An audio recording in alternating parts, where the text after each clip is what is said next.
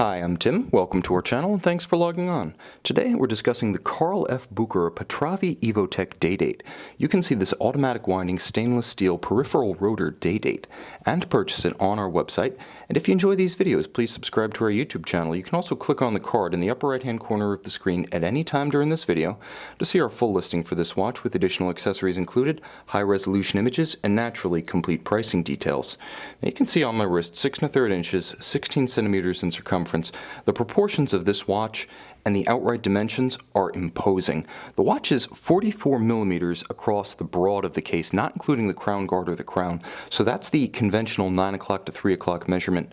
Now from absolute extremity to extremity, this defined by solid end links, the outermost outcroppings of the bracelet, the watch is an incredible 58 millimeters from edge to edge. So you can see that this is the kind of watch that's in the size class of something almost like an IWC Big Pilot, a Panerai Luminor 1950 in a 47 millimeter case, an Hublot King Power at 48 millimeters. Although 44 millimeters, this watch is solidly in that class of timepiece in terms of size. It's also in that class of timepiece in terms of heft, but thanks to the impressive peripheral rotor automatic system, it's not particularly thick. Only 14.5 millimeters thick. It's actually easy to slip this one underneath a tight sleeve. It's more broad than it is thick. It has a nice evenly shaped case back too that allows it to sit limpet-like, stuck to the wrist and secure.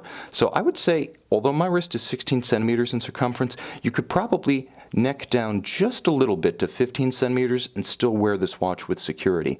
Now, part of the pleasure of wearing this watch is that it is just so hefty. If you love the feel of a precious metal watch on the wrist, but you don't want to deal with the expense of refinishing gold or the ease of scratching both gold and platinum, you really need to consider this watch because the substance of it, like late model Rolexes with all solid link bracelets and milled out clasps, it just screams precious metal, but at the same time it delivers steel durability. Now you'll see the bracelet's beautifully finished.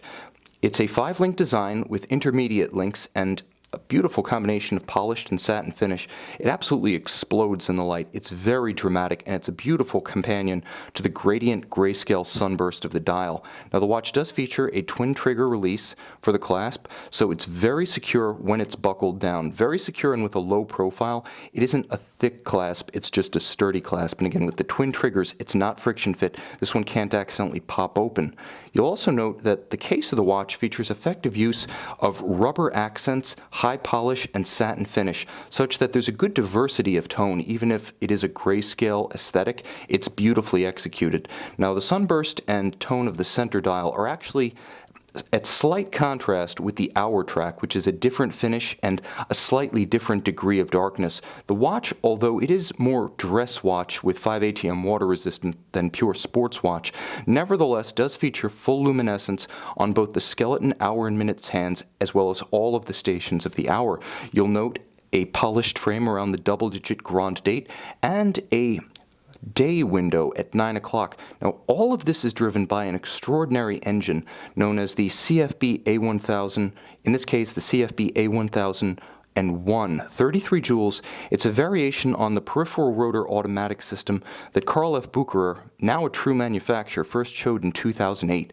It features a 55-hour power reserve, a 21,600 vibration per hour beat rate, and Carl F. Bucherer's own unique regulation system for micrometric adjustments to the timing of the watch. It's impressive because you can see that black peripheral rotor is in the same plane as the bridges of the rest of the movement. So although automatic, it's neither obscured so you don't miss the view of the works, nor is it thick. Conventionally, a rotor and its winding bridge has to be placed atop the movement, which thickens the movement and obscures most of what's beautiful about it.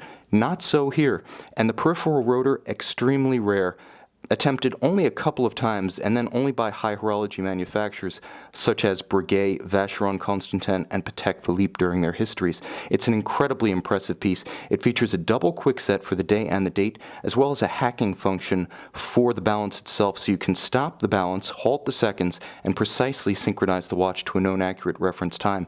Now, Bucherer once Bucherer Jewelers and Bucherer Retailer, rebranded itself as Carl F. Bucherer in 2001. While Bucherer the retailer still exists and sells other brands of watches, Carl F. Bucherer has progressed dramatically, just this year opening a all-new manufacture factory that integrates all assembly, engineering, and servicing in one building in Legnau, Switzerland. This is a smaller boutique brand, but one that's definitely going places in terms of both style and substance. You can see this Carl F. Bucherer Patravi EvoTec DayDate in stainless steel and purchase it on our website.